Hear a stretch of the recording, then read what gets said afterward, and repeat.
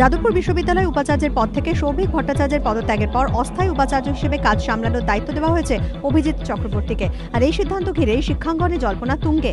গোটা ঘটনার প্রক্রিয়ায় আচার্য তথা রাজ্যপাল এম কে নারায়ণনের ভূমিকাতেও বিস্মিত শিক্ষাবিদদের একাংশ। তাদের মতে, উপাচার্যের পদত্যাগ পরবর্তী প্রক্রিয়া হিসেবে শিক্ষামন্ত্রীর সঙ্গে রাজ্যপালের আলোচনার কথা আইনে বলা থাকলেও কাকে অস্থায়ী দায়িত্ব দেওয়া হবে তা নিয়ে রাজ্য সরকারের সুপারিশ মানতে বাধ্য নন রাজ্যপাল তথা আচার্য।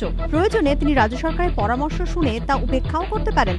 এক্ষেত্রে তা করেননি রাজ্যপাল। শিক্ষাবিদদের মতে, প্রোটোকল বা প্রথা অনুযায়ী উপাচার্য পদত্যাগ করলে সাধারণত সিনিয়র মোস্ট ডিনকে অস্থায়ী উপাচার্যের দায়িত্ব পালন করতে বলা হয়। এক্ষেত্রে তা করা হয়নি। তার পরিবর্তে এমন একজনকে দায়িত্ব দেওয়া হলো যিনি যাদবপুরের শিক্ষকই নন। এমনকি গতবার উপাচার্য নিয়োগের জন্য গঠিত সার্চ কমিটির অনির্বাচিত প্রার্থীও অভিজিৎ চক্রবর্তী শুধুমাত্র যাদবপুরের কাউন্সিল মেম্বার। ইতিমধ্যেই তাকে উচ্চশিক্ষা সংসদের চেয়ারম্যানও নিযুক্ত করেছে রাজ্য সরকার। তাই অভিজিৎ চক্রবর্তীকে নতুন করে অস্থায়ী উপাচার্যের দায়িত্ব দেওয়ার মধ্যে কোনো যুক্তি খুঁজে পাচ্ছে না শিক্ষামহল। তাই রাজ্যপালের এই সিদ্ধান্তকে অনুচিত ও অসমীচীন বলে মনে করছে তাদের একাংশ। গোটা ঘটনায় রাজ্য সরকারের ভূমিকা নিয়েও কিছুটা প্রশ্ন উঠছে। বিশ্ববিদ্যালয় একটি স্বশাসিত সংস্থা, সেখানে নিয়োগের ক্ষেত্রে রাজ্য সরকারের ভূমিকার কি প্রয়োজন থাকতে পারে তা বোধগম্য হচ্ছে না অনেকেরই। তাই বর্তমানে যে আইন রয়েছে এবার তা পাল্টানোর বিষয়েও ভাবনা চিন্তা করা উচিত বলে মত শিক্ষাবিদদের একাংশের।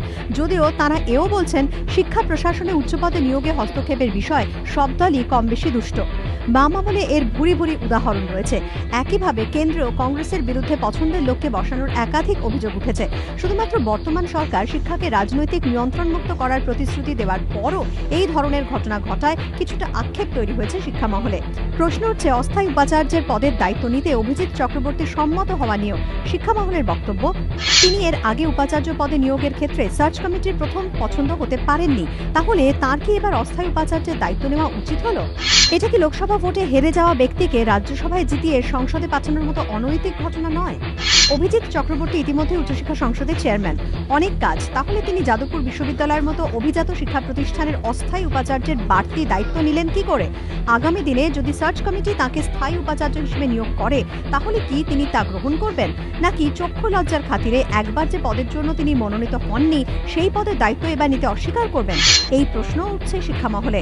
এবিপি আনন্দ।